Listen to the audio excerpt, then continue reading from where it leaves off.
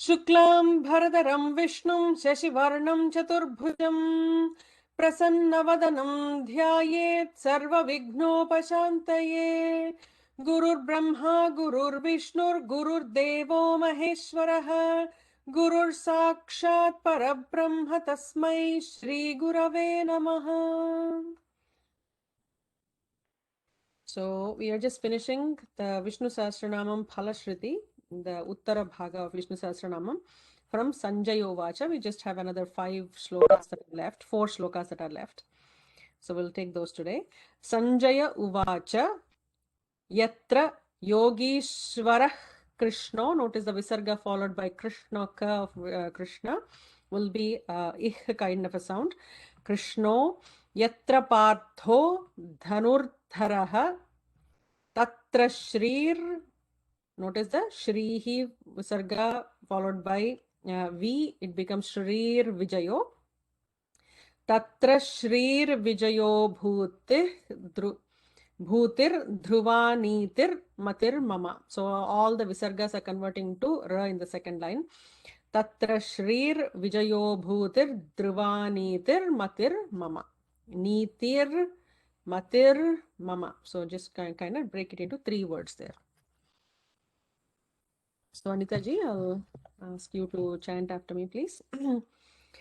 Sanjaya Uvacha Yatra Yogeshwara Krishna. Oh, sorry. Because this is from Bhagavad Gita 18th chapter, so that's why I'm used to the other chanting style.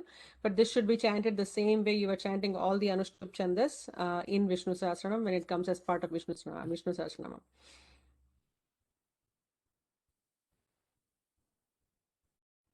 So sorry. Srividya ji, can you help me out here? Correct, Guruji? Oh, I have just been asking Srividya ji if she could chant in the other. Sanjay Uvacha Yatra Yogeshwara Krishno Yatra Partho Dhanurdharaha Tatra Shri Vijayo Bhutir Dhruva Nitirmatir Mama. Awesome. Yatra Yogeshwarah Krishno Yatra Partho Dhanurdharaha Yatra Yogeshwara Krishno Yatra Partho Dhanurdharaha Tatra Shrir Vijayo Bhutir Dhruva Nitir Matir Mama Tatra Shri Vijayo Bhutir Dhruva Nitir Matir Mama Nitir Matir Mama. Nitir Matir Mama. Okay, Guruji. Yeah. So we'll do the full shloka. Yatra Yogeshwarah Krishno Yatra Partho Dhanurdharaha Tatra Shrir Vijayo Bhutir Dhruva Nitir Matir Mama Yatra Yogeshwara Krishno Yatra Partho Dhanurdharaha Tatra Shri Vijayo Bhutir Dhruva Nitir Matir Mama. I'm assuming there is a typo. Ni is a dhirgam. Okay, I have a like Nitir only, Guruji, that's why. Yeah, Nitir Matir Mama. Mati is like the ma is a hrasvam. Dhruva Nitir Matir Mama. Tatra Shrir Vijayo Bhutir Dhruva Nitir Matir Mama. Awesome, awesome. Namaskaram Arvindji. You're chanting the 29th shloka. Would you like to chant that? Sorry, was that me? Yes, please. Okay. Sanjaya Uvacha Yatra Yogeshwara Krishno Yatra Partho Dhanurdhara Tatra Shrir Vijayo Bhutir Dhruva Nitir Matir Mama. Awesome. Thank you, Arvindji. Lataji? Lakshmi? Is Lakshmiji with you? Sorry, I did not hear. Yeah, she's here. Yeah. Please After go Lakshmi is enough. Sanjay Uvacha Yatra Yogeshwara Krishno Yatra Partho Dhanurdharaha Tatra Shrir Vijayo Bhutir Dhruva Nitir Mama नितिर्मतिर्मम. Awesome. Thank you. Lataji. सञ्जयोवाच यत्र योगेश्वर कृष्णो यत्र पार्थो धनुर्धरः तत्र श्रीविजयो ध्रुवन् नीतिर्मतिर्मम. Awesome. So we'll probably go to the next shloka. And by the way, this Sanjaya shloka is the last shloka of Bhagavad Gita, the 700th shloka. Okay, next one. Shri Bhagavan Uvacha Ananyans Chintayanto Mam Ananyans Chintayanto Mam Ye Janah Paryupasate Tesham Nityabhiyuktana. Nityabhi is a Mahaprana. Nityabhiyuktanam Yogakshemam Vahamyaham. So this is also from Bhagavad Gita. Guruji, once again, if you can go a little slow, so I can just, So, okay, sorry. Ananyans. So there'll be a S kind of a sound there. Ananyans Chintayanto Mam Ye Janah with an F Paryupasate Tesham Nityabhiyuktanam Yogakshemam Vahamyaham. Okay, Shanti ji, if you could repeat after me. Shri Bhagavan Uvacha श्रीभगवानुवाच Ananyas-chintayanto. See, there you go.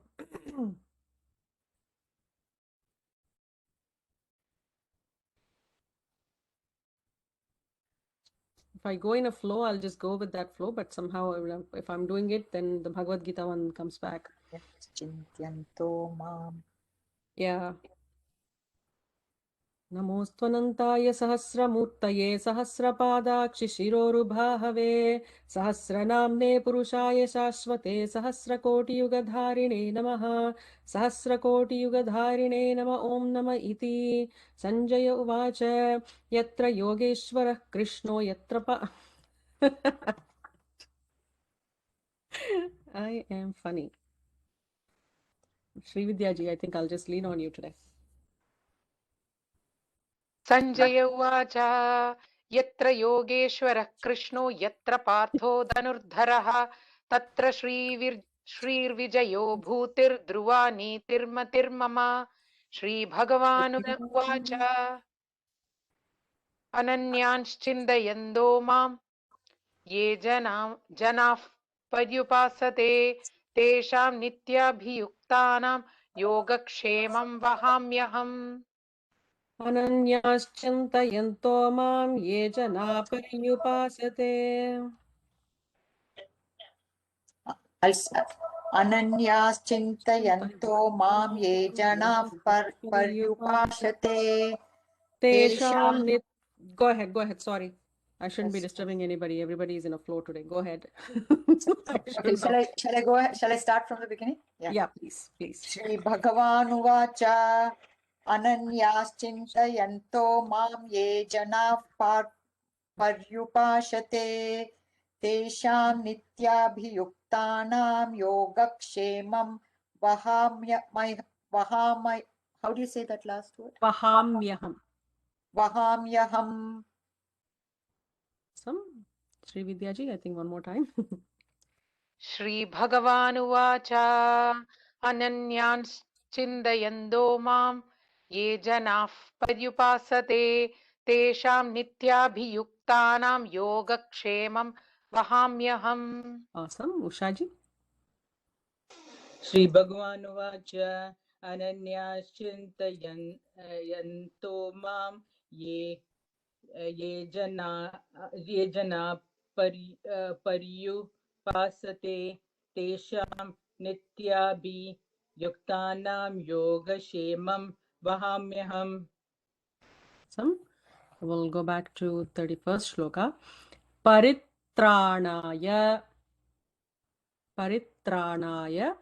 sadhunam vinashaya cha dushkritam dharma samsthapanarthaya. So don't break it there. Even if you have a slash, it has to be chanted together. Dharma samsthapanarthaya sambhavami yuge yuge. This is also from Bhagavad Gita. परित्राणाय साधूनां विनाशाय च दुष्कृतां धर्म संस्थापनार्थाय संभवामि युगे युगे. अनीता जी. परित्राणाय साधूनां विनाशाय च दुष्कृतां धर्म संस्थापनार्थाय संभवामि युगे युगे. Yeah, usually, like, dha, like, in dharma is very, very important to pronounce it with the Mahaprana. Just, underline that one. Dharma, and that's the only way we should be pronouncing dharma.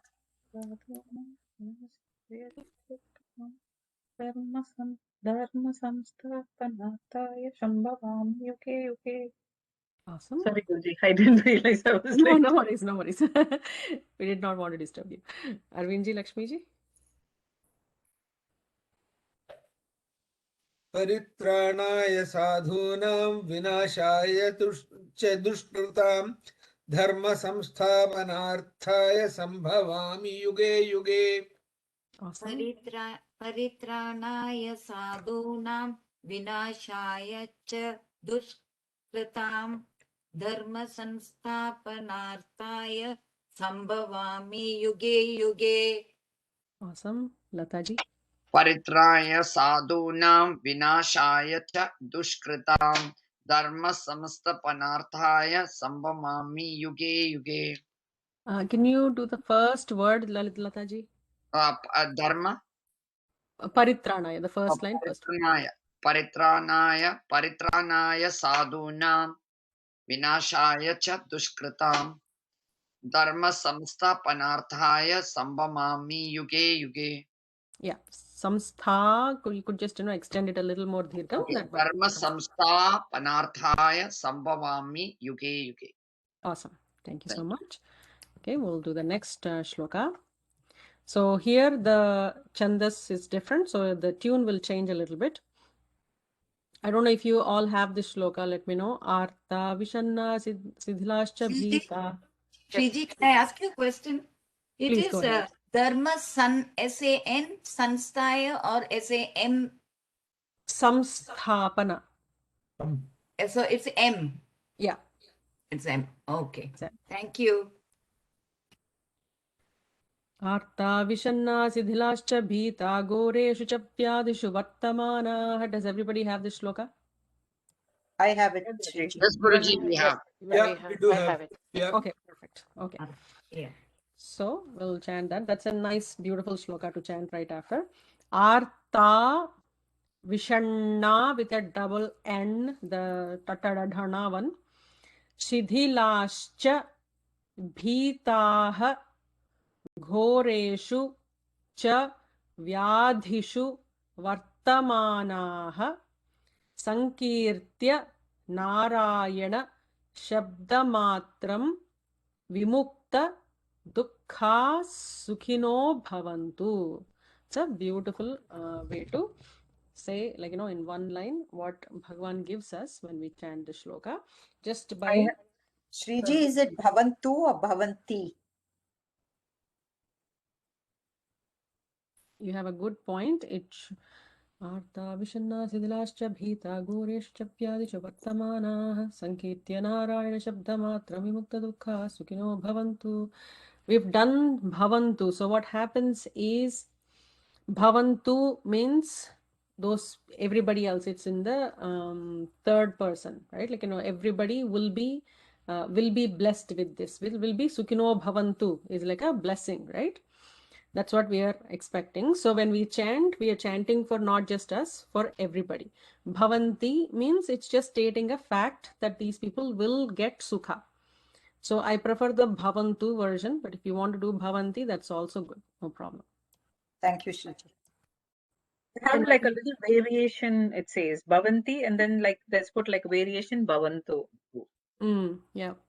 I think both are variations, but generally we chant for everybody is good, right? So I've always heard, especially when you're chanting in groups, it's chanted as a bhavantu, as like a blessing for everybody who attended the parayana. And then Guruji, I wanted in the last line, Goreshu cha. What is that? Vyadishu. Vyadhishu. Vyadishu. Diseases, yeah. Okay, Vyadishu. Okay, thank you. Okay. So this one is a different chandas, so we'll do it in that chandas. Arta vishanna shidhilascha bhitah. I don't know who's the next person to chant. It's Anita me. ji? It's Okay, me. Shantiji, go ahead. Go ahead. Can you just say it one more time, please? Sure. Arta vishanna shidhilascha bhitah. Arta vishenna shitilascha bhitaah. घोरेषु च व्याधिषु वर्तमानाः. Ghoreshu cha vyadhishu vartamanaah. Vartamanaah, we say. Vartamanaha with a dirgham and a visarga at the end. Ghoreshu cha vyadhishu vartamanaah. Sankirtya narayana shabdamatram. Sankirtya narayana shabdamatram. Vimukta dukkha sukhino bhavantu. Vimukta dukkha sukhino bhavantu. Okay, we'll do the full shloka now. Arta vishanna shidhilascha bhitah goreshu cha vyadhishu vartamanah.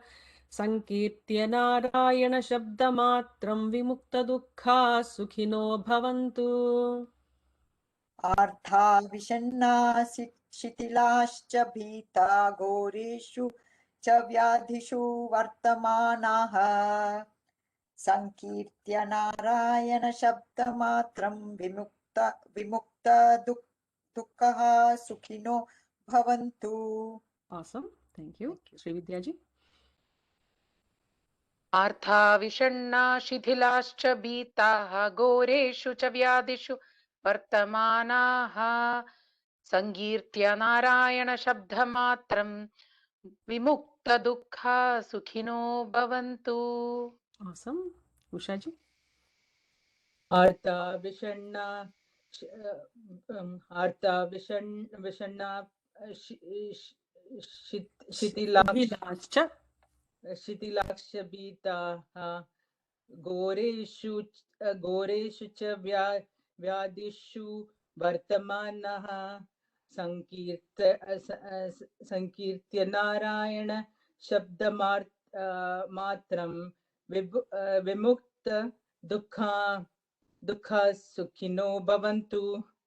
Awesome. Just minor thing. Vartamanaha. Make sure that it is dirgham at the end. Manaha. Vartamanaha. Okay. Vartamanaha. Vartamanaha. Okay. Thank you. Okay. Awesome. We'll go to the Sriji, next. one question. Please. That Artha Vishanna Shithilascha Bhitaha. You say Bhitaha? So when if we are breaking, then we would have to say bhitaha when we were just breaking the sentence to make it easy to chant.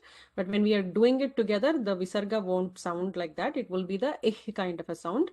Arta vishanna sidhilascha bhitah goreshu cha vyadhishu vartamanah. Yes, thank you. Okay. So the next line is the samarpanam. Kayena Vacha Manasa Indriyirva. So either with body or with words or with manas or with my sense organs. Buddhyatmanava prakrite svabhavat. With my mind or with my prakriti or with my svabhavam. Karomi yad yat. Whatever am I doing? Like that's yat. Means karomi yad yat, whatever I am doing. Sakalam parasmai narayanayeti samarpayami. I am offering all of that to Sriman Narayana. So this can be used not just after Vishnu Sahasranamam. If you remember in our Gita classes, we always talk about offering everything, all our actions towards the end of the day as flowers to the lotus feet of Bhagavan. So you can chant this shloka towards the end of the day before you sleep, that all your actions are at that time for the day have been offered to him. Okay, and this also goes with the same chandas as the previous one, so the tune will be the same.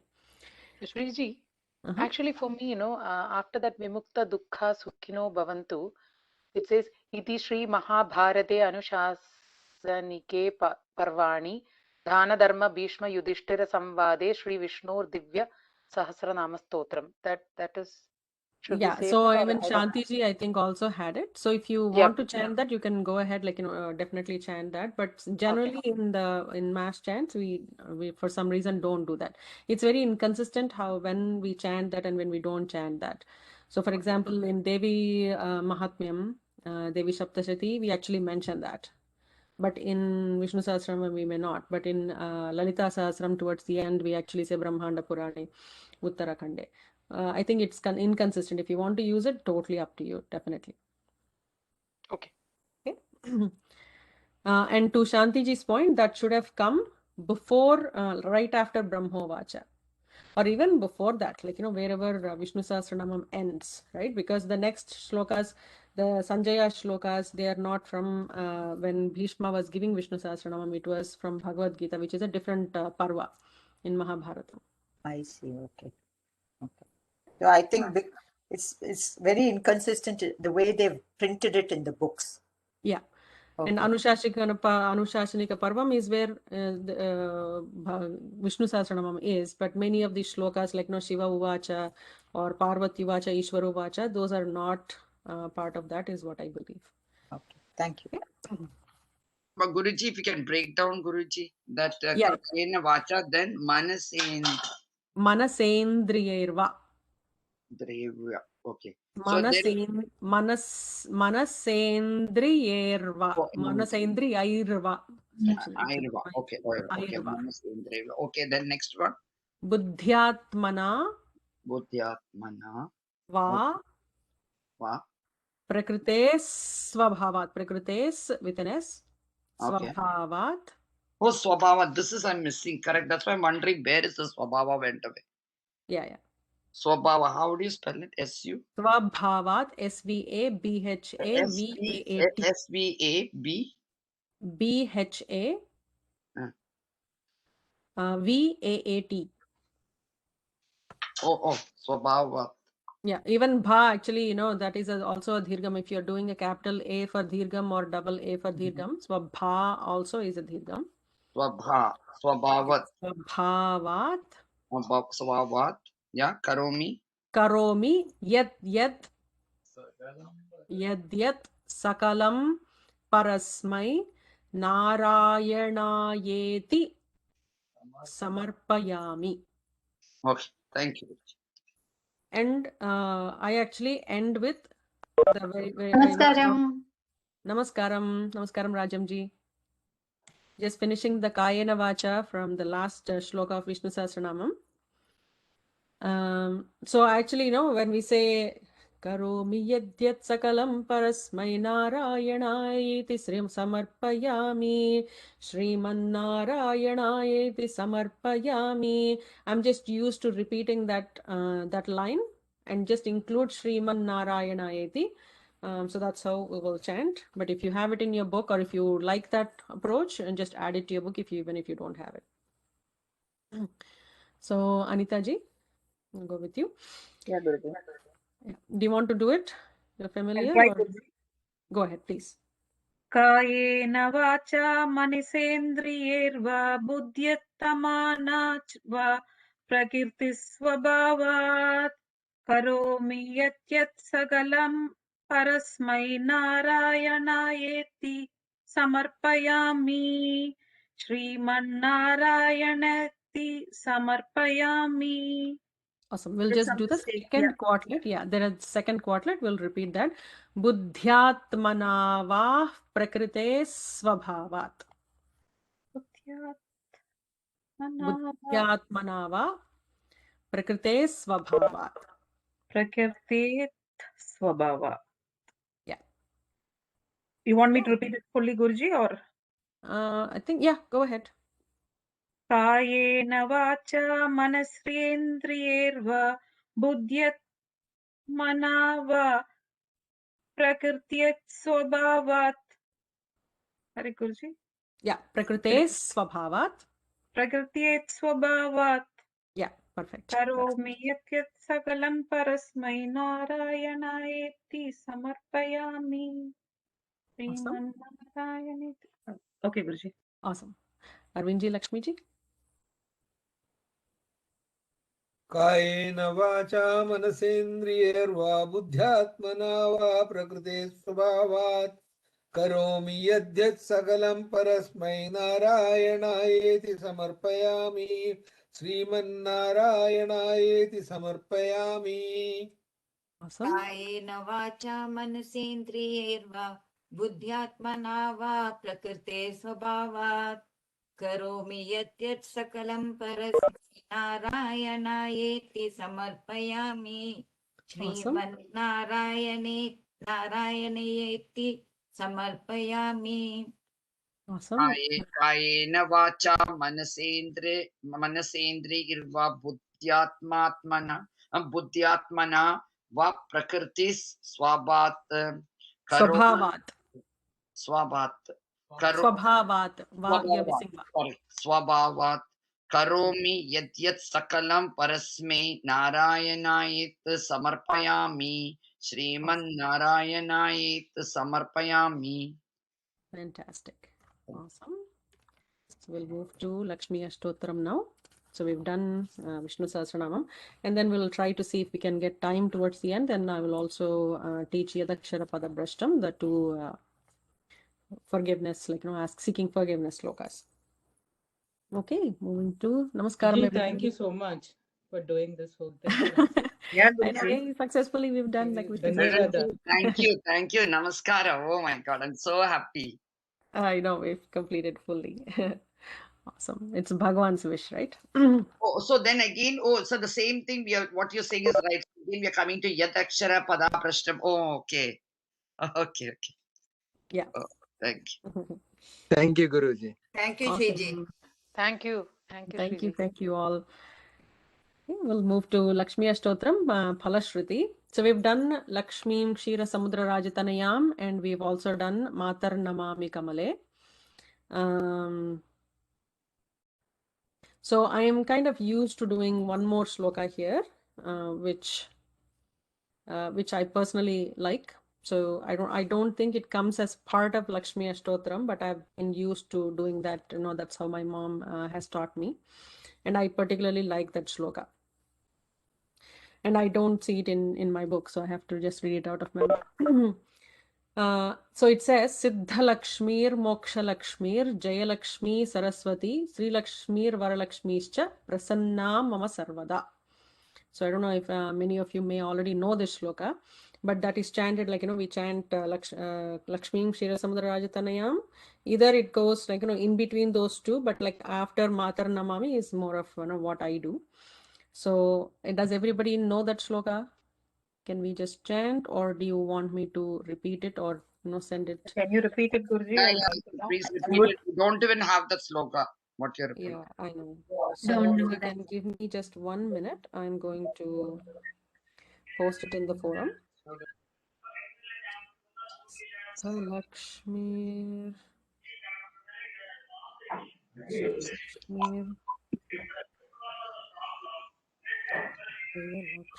Saraswati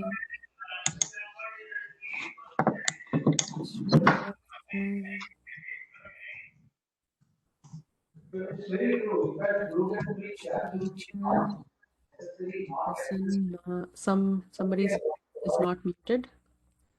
Prasanna Mama Sarvada. Okay, I just sent it in the forum if you want to look at that and chant. Sorry, where do we chant this, Shriji? Right after Matar Namami, we've already completed that shloka, right? So then we will chant this shloka. So it actually provides Moksha Lakshmi is an important term which we generally don't use that term, right? So seeking moksha or seeking siddhi, and Jayalakshmi, success, and Saraswati for jnana. Shri Lakshmi, Varalakshmi cha prasanna. May you always be, what do you call? May you always be blessing me or give me, may you be prasannata with me. If that's the term. Okay, Actually, we'll chant after it. the Sharane, then we do this. That is Siddha Lakshmi, Moksha Lakshmi. So we do after Sharane. Correct. Okay. Yeah. But if you're doing it with a group with anybody, then they may not chant this shloka. So you just take it as like an optional, write optional there. So if nobody chants, you just move to the Palashruti. This is an additional shloka. Okay, we'll start. So Anitaji, we'll start with you again. Siddhalakshmi, Mokshalakshmi, Jayalakshmi, Saraswati. Siddha Lakshmi, Moksha Lakshmi, Jaya Lakshmi, Saraswati. Sri Lakshmi, Varalakshmi cha prasanna mama sarvada.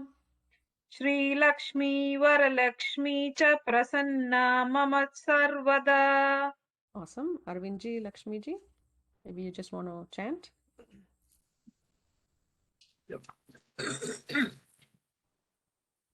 Siddhalakshmi, Mokshalakshmi, Jayalakshmi, Saraswati, Sri Lakshmi, Varalakshmi cha prasanna mama sarvada. Awesome. Siddha Lakshmi, Moksha Lakshmi, Jaya Lakshmi, Saraswati, Sri Lakshmi, Vara Lakshmi cha Prasanna Mama Sarvada. Siddha Lakshmi, Moksha Lakshmi, Jaya Lakshmi, Saraswati, Sri Lakshmi, Varalakshmi cha prasanna mama sarvada. Awesome. Bhaskarji. Siddha Lakshmi, Moksha Lakshmi, Jaya Lakshmi, Saraswati, Sri Lakshmi, Varalakshmi cha prasanna mama sarvada. Yeah, I think it is my mistake. I did not put dhirgam there. Prasanna mama sarvada. Just make sure that prasanna towards the end is a dhirgam. Okay, Shriji, Guruji, thank you. I don't have it in the Palashruti. I know, Taraji, so I was actually explaining just before you joined that this is an extra shloka my mother has taught me. So we chant right after Matar Namami Kamale. That's how it is, the actual Lakshmi Astotram is. And usually Mahalakshmi is seen as wealth bestowing mother, but we generally see mother as the Prakriti and the Mahavidya, right? So that's why we chant this shloka.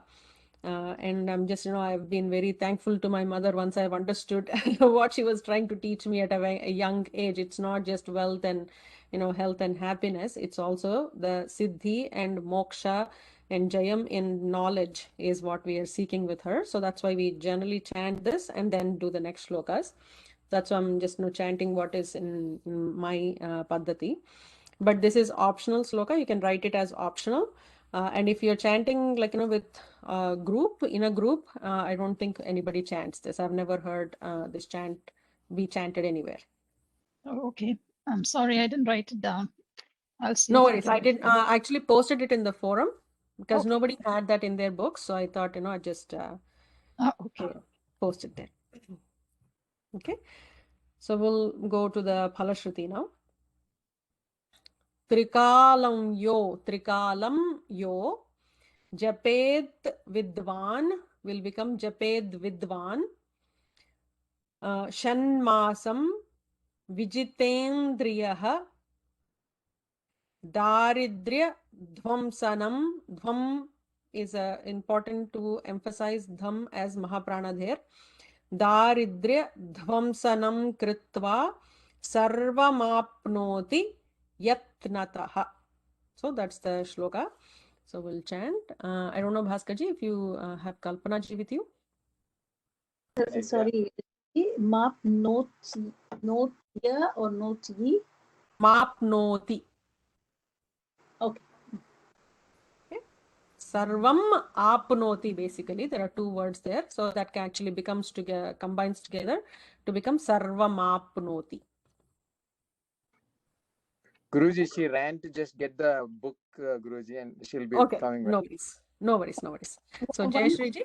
When she's will know. One question that I had: Trikalam yo or Trikalayo? Is it Trikalam? Trikalam yo. Okay. Yeah. So in this should be chanted 3 kalas. Like, in the morning, in the Madhyana kala, the first thing in the morning at the sunrise, sun when it is exactly at noon, and when sun is setting. So those people who chant this 3 times in all the 3 kalas for 6 months is what they are trying to explain. Trikalam yo japet vidwan shanmasam vijitendriyaha. So that person becomes vijitendriya. He will win over his senses, is what it is explaining. Daridya dhvamsanam krutva sarvamapnoti yatnataha. So it can be taken as both somebody who is a vijitendriya, or mother bestows somebody to be vijitendriya. But also daridrya dhvamsanam, she also removes all the daridras. Sarvam apnoti yatnataha. So by whatever they wish to accomplish, they will accomplish, is the phalam that we get by chanting this shloka, this Lakshmi Ashtotram, is what they are saying. Okay, thank you. Okay. She's here, So- Guruji. Okay, Kalpana ji, would you like to chant this with me? Sure, Guruji.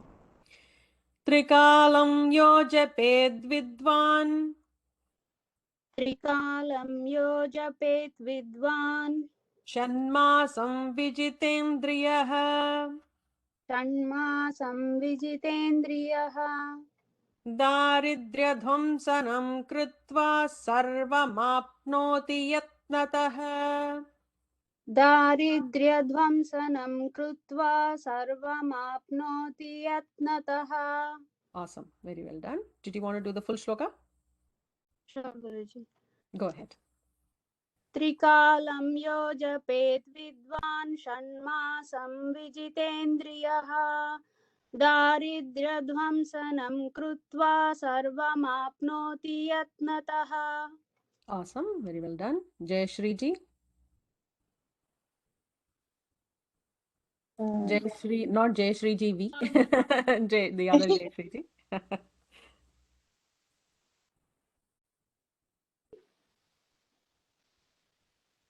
Me? Yeah, please go ahead. You. Trikalam yo japet vidwan sanmasam vijitendriyaha daridvamsanam kritva sarvamapnoti yatnataha. Awesome. Jayashree V ji.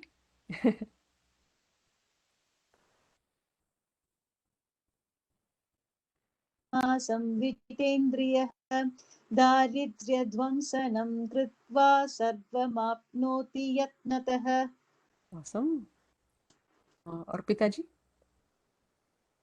त्रिकालं यो जपेद् विद्वान् सन्मासं विजितेन्द्रियः दारिद्र्यध्वंसनं कृत्वा सर्वं माप्नोति यत्नतः.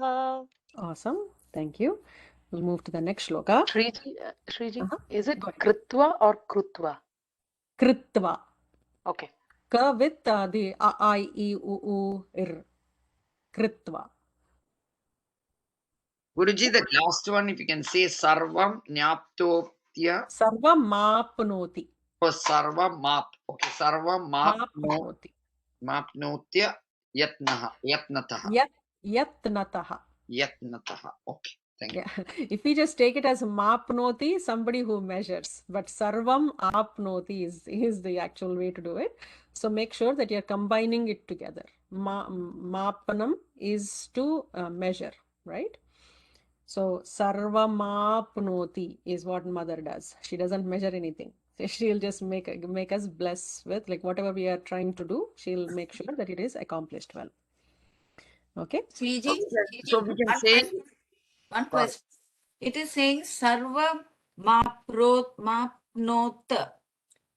Mapnoti. Sarva mapnoti. Noti. Okay. okay, so it's Sarvam Mapnoti Yatnataha. Correct. Okay, Sarvam Mapnoti. Okay, thank you. Awesome. So the next shloka. Devi nama sahasreshu punyam ashtottaram shatam yena shriyamavapnoti koti janma daridratah is the next shloka. Can you break down, Guruji? Yeah. Devi nama sahasreshu. Make sure that Devi should be dirgham here. It is not rasvam. Devi nama sahasreshu punyam ashtotram. So don't break it.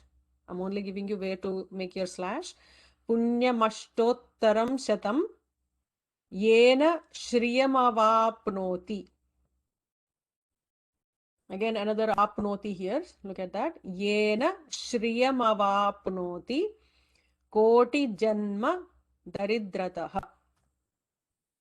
Okay. Rajamji, would you like to chant this with me? Yeah, sure. Devi nama sahasreshu punyamashtottaram shatam.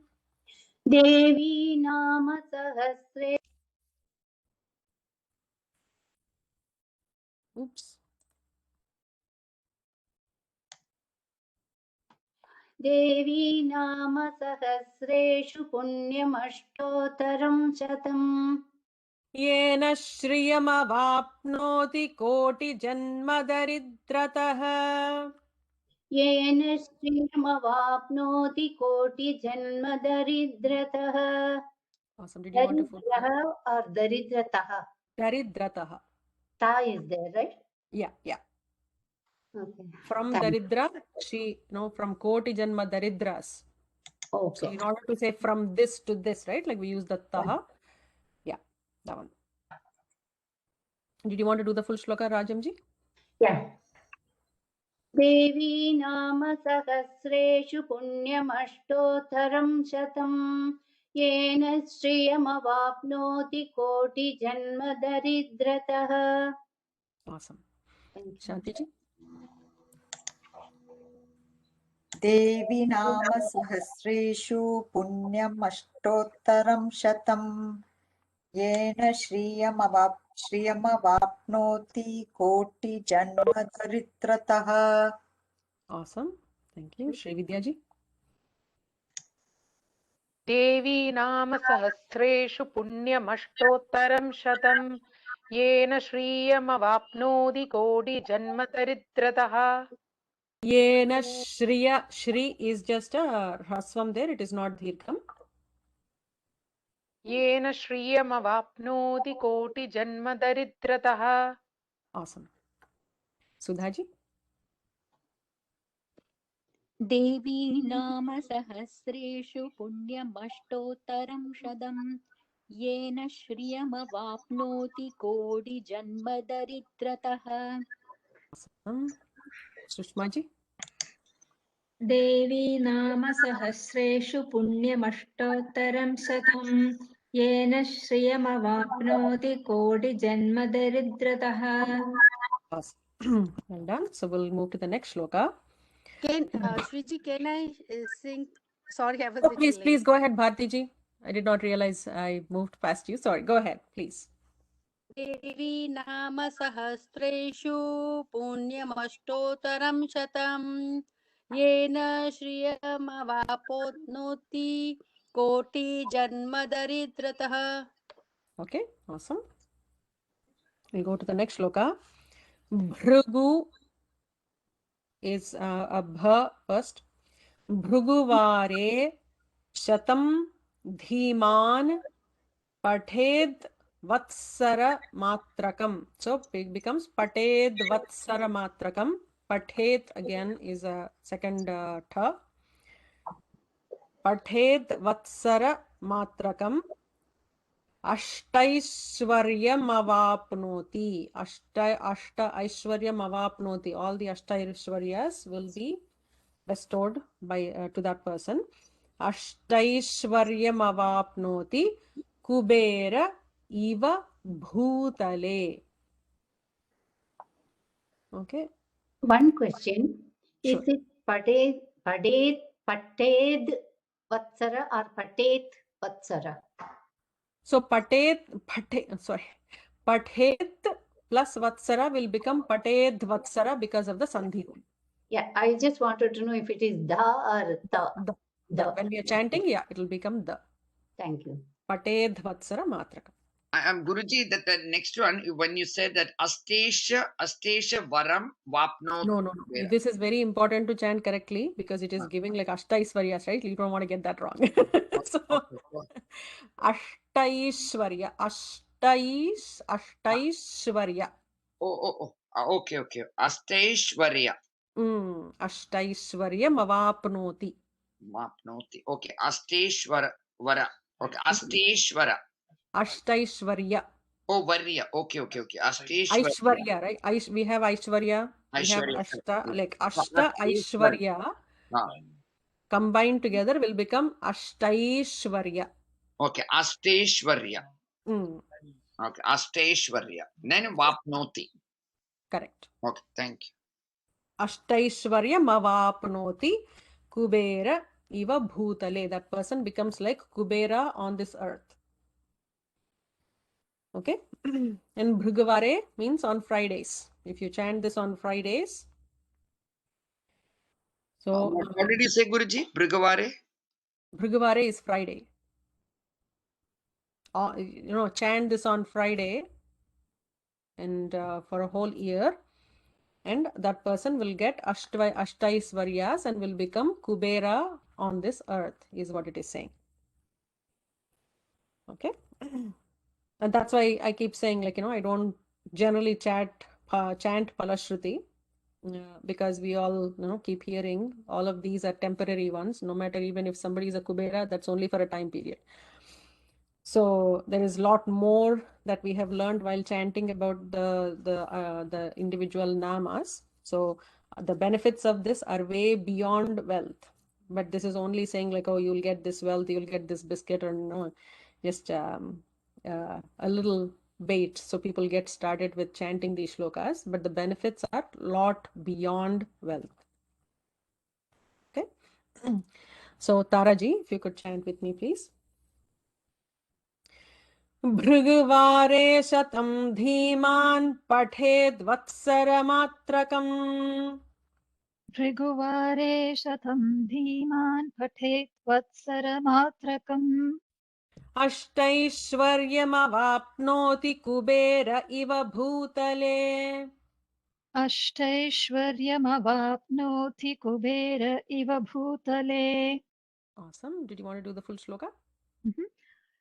Bhrigavare shatam dhiman pathed vatsaramatrakam.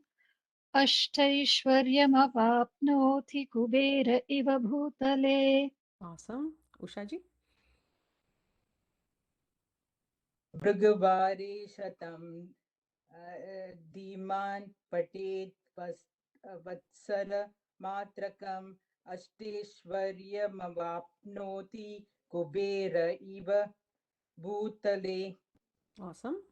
Anitaji? Is it me? No. Sorry. No worries, Arvindji. I think my voice was low. Sorry. Bhrigavare satam dhiman patet vatsharam matrakam ashtaishwarya mavapnoti gubayera iva bhutale. Awesome. Arvindji? Bhrigavare shatam dhiman pathet vatsaramatrakam ashtaishwaryamavapnoti kuberaiva bhutale. Bhrigavare shatam dhiman patet vatsaramatrakam ashteshwaryamavapnoti kubera iva bhutale. Awesome. We'll go to the next shloka. Daridrya. Notice the da is a dhargam. We are generally used to do the word daridra, but that's not what it is. Daridrya vimochanam nama Stotram amba param shatam. Stotram amba param shatam is what they're saying there. Param amba. So she is the paramamba. Shatam. So daridrya. Sorry, which one? Yeah. Daridrya vimochanam nama stotram amba param shatam yena shriyamavapnoti koti janma daridratah. So Bharti ji, would you like to chant this with me? Sriji, in our book, Daridra Mochanam, there's no Vimochanam.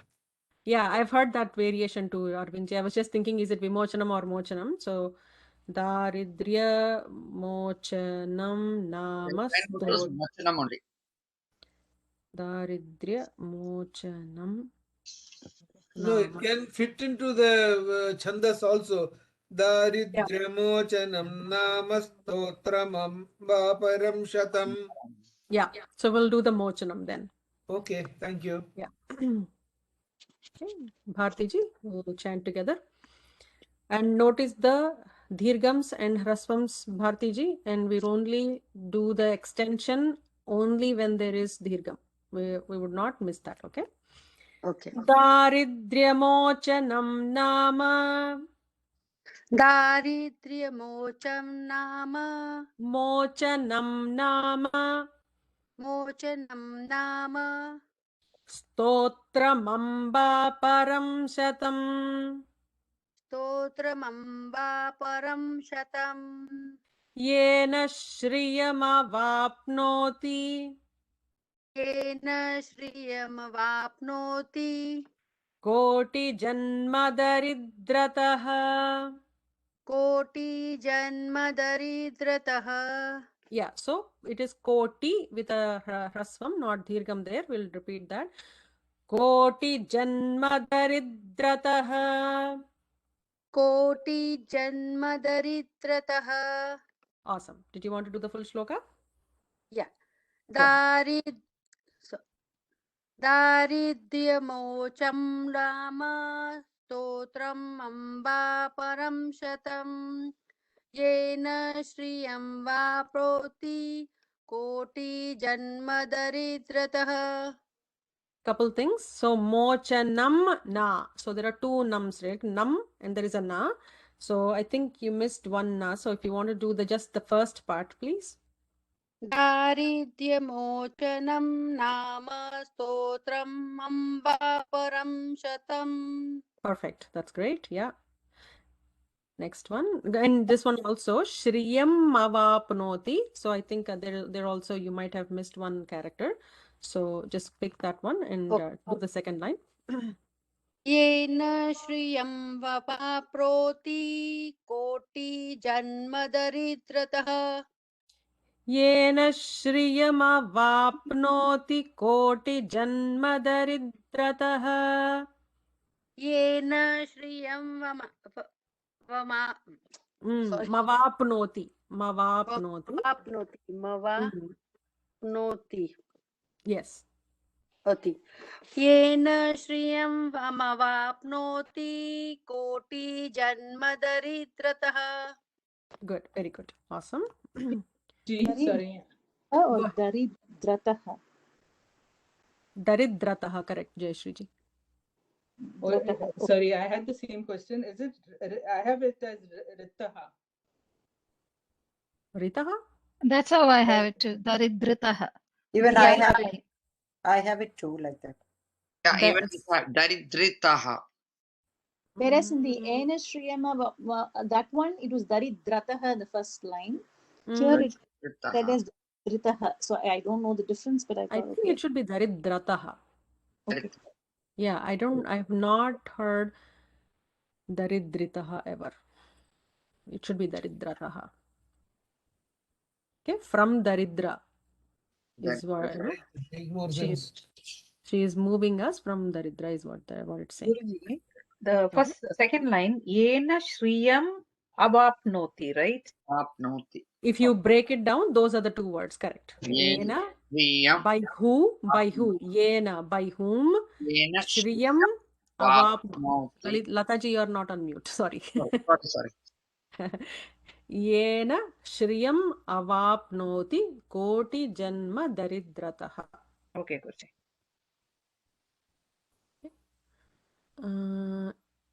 Jayashri ji, yeah, go ahead.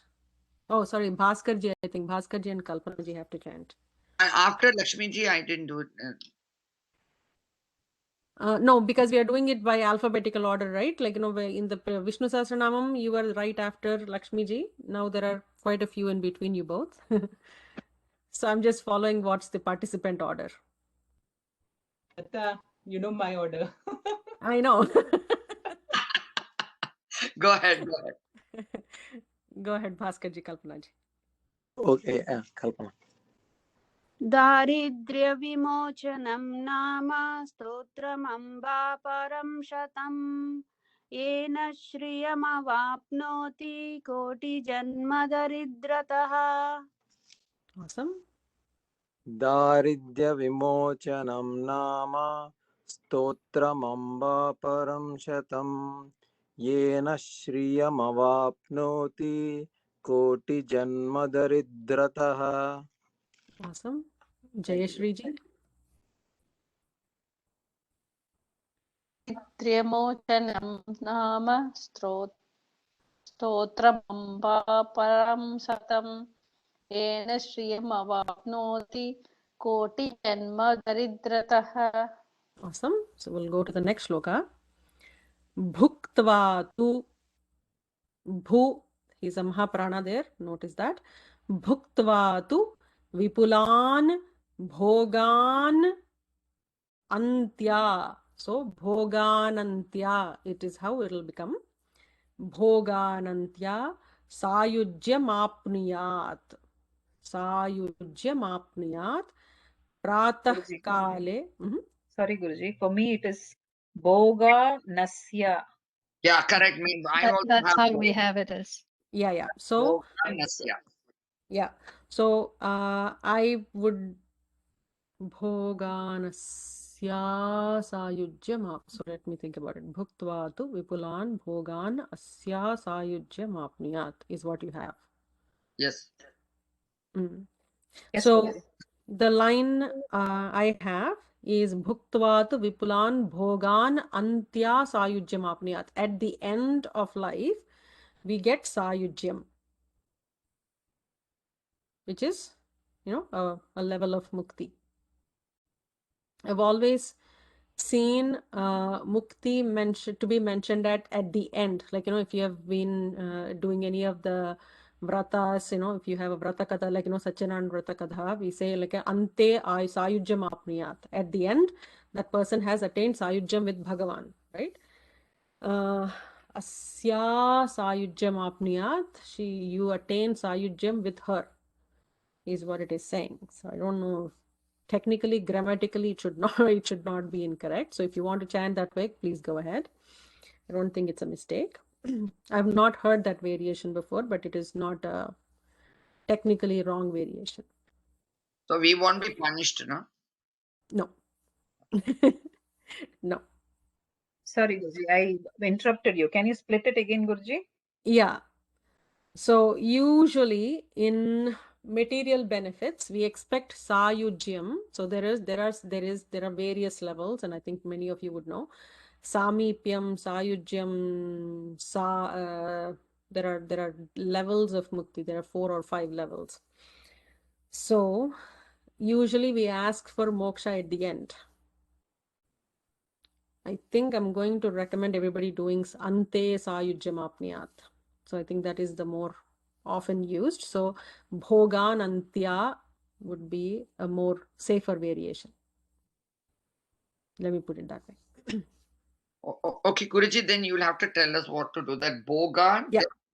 So I'll start from the beginning, and I'll go with my recommended version, and I'll leave it to your choice after that. Bhuktva tu vipulan bhogan antya sayujya mapnuyat pratah kale, visarga followed by ka, pratah kale, pathen nityam, sarva dukkhopa shantaye. Okay. Sorry, Shriji, one question here. Sure. Bhuktva tu vipulan bhogan nante or antya? Antya. Antya. Antya, not ante. Not ante, antya, like at the towards the end, at the end. is what Okay, it thank is. you. Okay, thank you.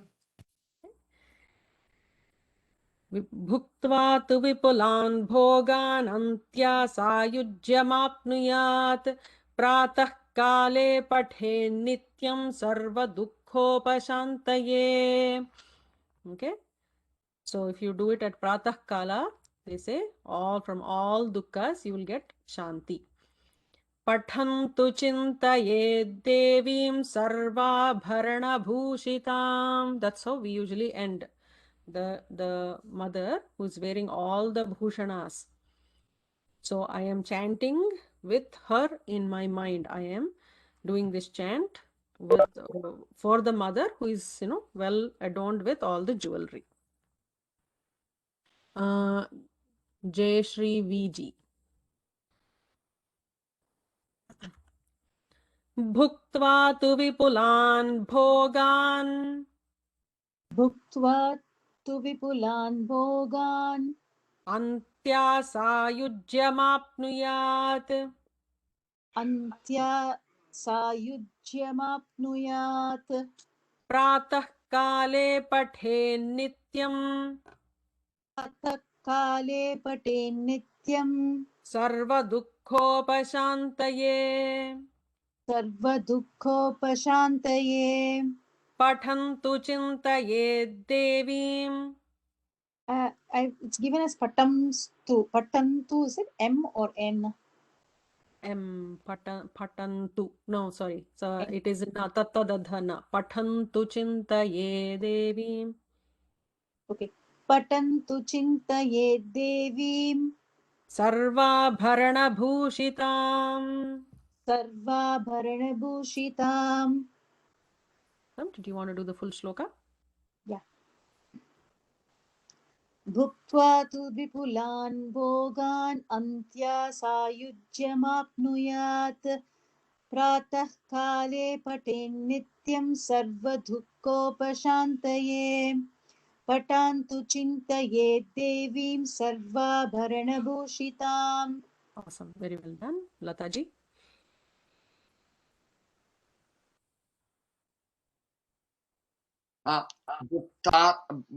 Bhuktva tu vipulam bhogan ante sayujam vapnute pratyakhale patin nityam sarva dukho pashantehe. Okay, so we'll just do a couple, because there were a couple errors. We'll repeat that. So first line, second part. Antya sayujyamapnuyat. Antya sayujam apnuyat. Apnuyat. Ante sayujam apnuyat. Not ante, antya. Antya, okay. Antya sayujam apnuyat. Pratah kale. Pratah kale. Pathe nityam. Pate nityam. Sarva dukkhopasantaye. Sarva dukkhopasantaye. Patantu chintaye devim. Patem hamstu chinte vedim. Pathantu chintaye devim. Chinte, okay. Pate hamstu chinte ye devim. Pathantu. Patantu, okay. Patantu. Patantu, okay. Patantu hamstu. No? No, there is no hamstu there. Pathantu chintaye devim. Patentu chinte ye devim. Sarva bharana bhushitam. Sarva varana bhushitam. Awesome. So patentu chinte ye devim. Sarva varana bhushita. Yeah. One question. It Please is go ahead. patamstu. Is there there? Patamstu or patantu? I've heard both the variations, patanstu, but I actually prefer patantu chintaye devim for some reason. Patantu or patams sa tu. Yeah, I've heard both variations, Rajamji. So I've been this used to you patantu. go with patamtu. Patantu, yeah. Thank you. Or Pitaji? भुक्त्वा तु विपुलान् भोगान् अन्त्यासायुज्यमाप्नुयात् प्रातः काले पठे नित्यं सर्वदुःखोपशान्तये पठन्तु चिन्तये देवीं भूषिताम्. Correct. Very good. Awesome. You corrected yourself. Yes. Rajamji?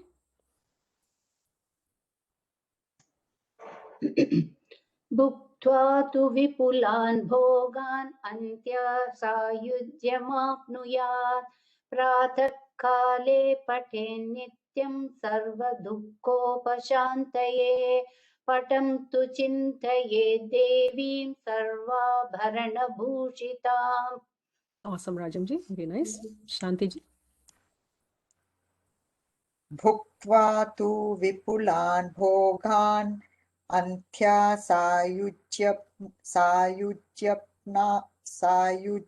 सायुज्यमाप्नुयात् प्रातः काले पठे नित्यं सर्वदुःखोपशान्तये पठन्तु चिन्तये देवीं सर्वाभरणभूषिताम्.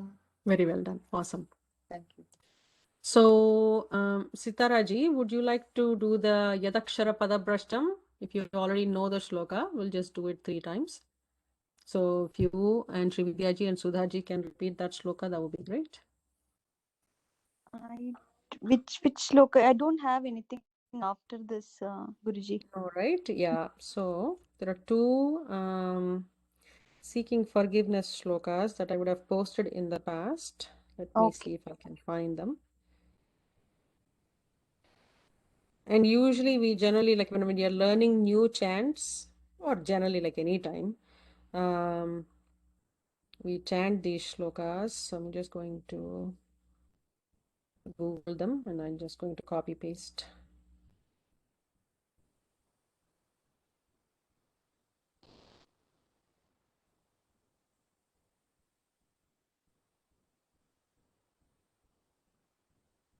You had given in the Lalita Sahasranamam that time over there, that Yadakshara Padaprashtam. Yeah, so I'm just going to post it here as well. Lakshmi Ashtotram. And this should be chanted generally after any stotra, especially when we are learning new things. Okay, we'll repeat that.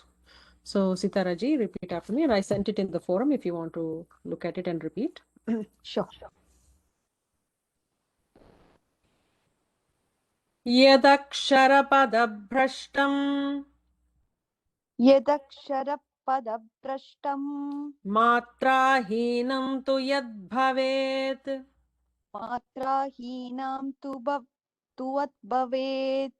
Tu yat bhavet, okay? Yad bhavet.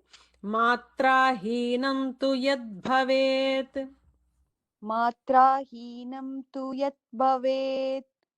Tat sarvam kshamyatam devi narayani namostute. Or you can do Narayana or you can do Ganapati, anybody, whichever you prefer, because we were doing Devi chant. So I ended with that. Okay. Tat sarvam shamatyatmam devi narayani namostute. Yeah, kshamyatam. Shamyatam. Yeah, tat sarvam kshamyatam devi narayani namostute. Tat sarvam shamyatam devi narayani namostute. Awesome. Thank you. Srividyaji. Yadak sarva padabrashtam matrahinam tu yad bhavet tat sarvam kshamam yatam devi narayani namostude. So I think there are a few errors. So we'll go back. Yadakshara. Yat akshara padaprashtam. So if I misspelled an akshara, Yadaksharapadam prashtam. somebody is not muted. Apologies. I think Sudhaji and Sitaraji. Yat akshara padabrashtam. Just to chant that one. And tat sarvam kshamyatam. Please forgive me is what we are saying with that. Please go ahead. Yadaksharam, right? Kshara, right? Yadakshara padabrashtam. Yadakshara padaprashtam. Correct? Yeah. Yadakshara padaprashtam matrahinam tu yad bhavet tat sarvam kshamam yatam devi nar. Kshamyatam. Oh, kshamyatam. Yeah. So, sorry, Sridevi. Kshamyatam. Okay. Kshamyatam. Tat sarvam kshamyatam devi narayani namostute. Yeah, I just realized when I took the screenshot from wherever I was taking that shloka from, it was on a Facebook page. I missed the word yet for the first shloka. If you're reading it from English, so I reposted it. Yeah, kshamyatam means I am sorry, right? Like I'm seeking forgiveness. Kshamyatam devi narayani namostute. Sudhaji? Yadaksharapadabhrashtam matrahinam tu yat bhavet tatsarvam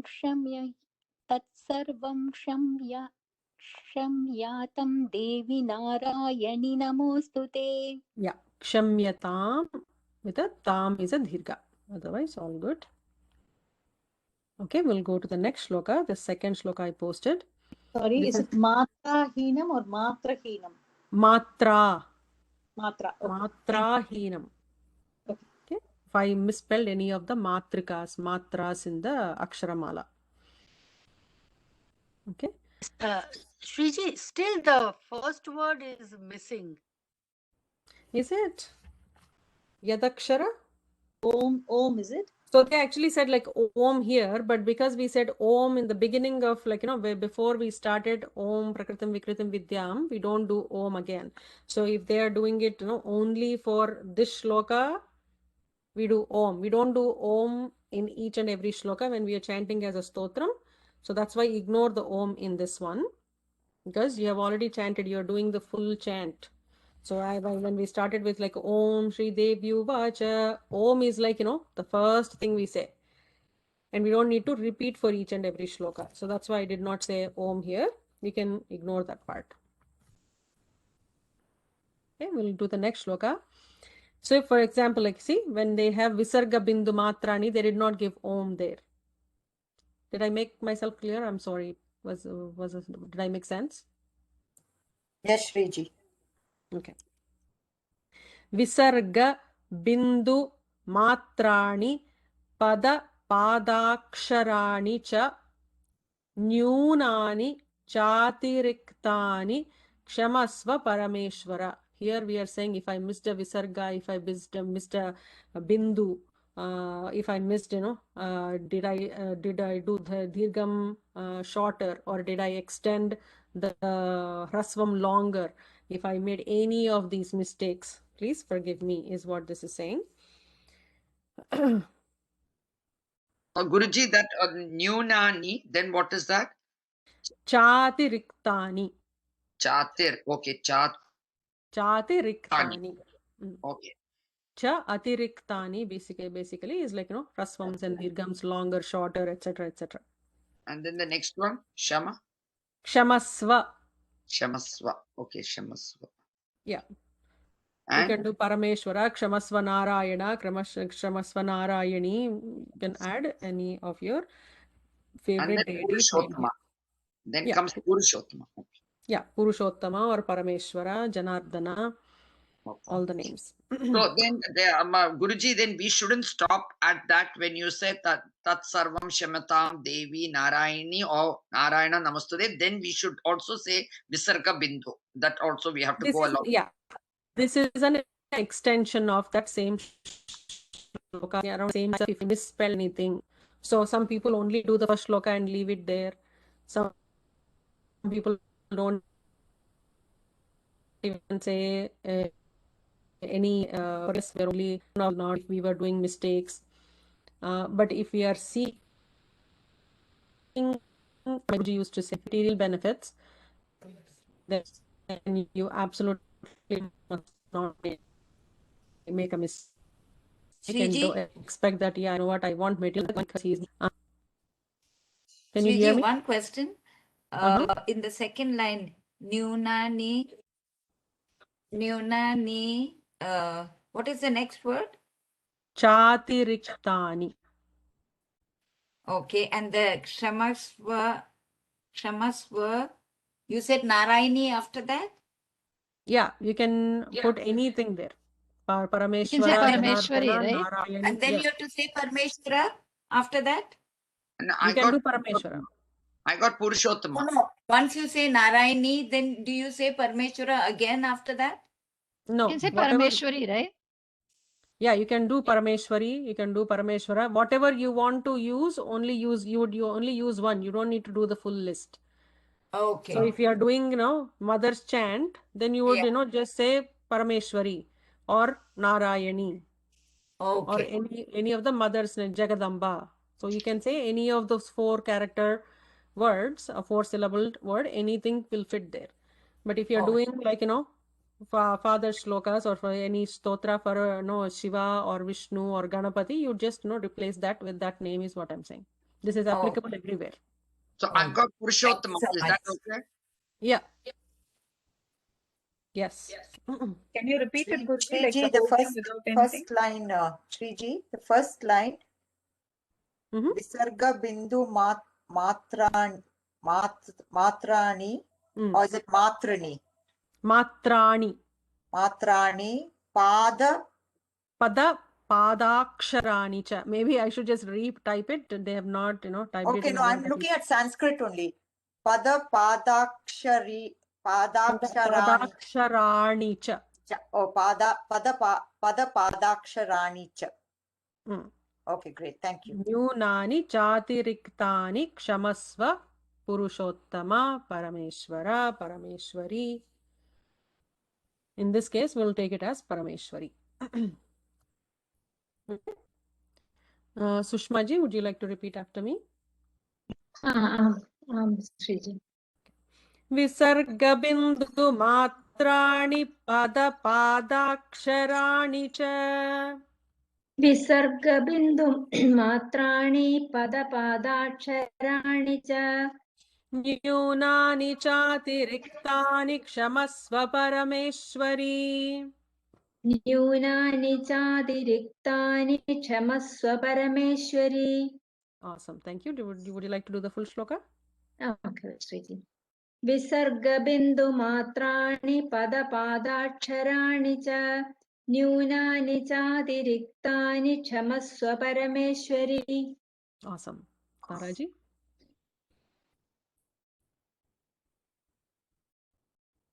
विसर्गबिन्दुमात्राणि पदपादाक्षराणि च न्यूनानि चातिरिक्तानि क्षमस्व परमेश्वरी. Awesome. Thank you. Ushaji? विसर्गबिन्दु मात्राणि पदपादाक्षराणि च न्यूनानि चातिरिक्तानि क्षमस्व परमेश्वरी. हरि ओम. Hari Om Tat Sat. Awesome. Very well done. So Sorry. Padaksharani cha. Pada aksharani cha is what we are saying. Each padam is word. Each padam is the full line. Aksharani cha, as we know, is alphabet. So no matter wherever I might have made mistakes in my chanting, I seek forgiveness is what we are saying. Sriji, I have a quick question. When you chanted the Siddha Lakshmi, Moksha Lakshmi, Siddha Lakshmi or Siddha Lakshmi, short or Good point. Siddha Lakshmir, Moksha Lakshmir, Jaya Lakshmi, Saraswati, Sri Lakshmir, Vara Lakshmi, Cha Prasanna Mama Sarvada.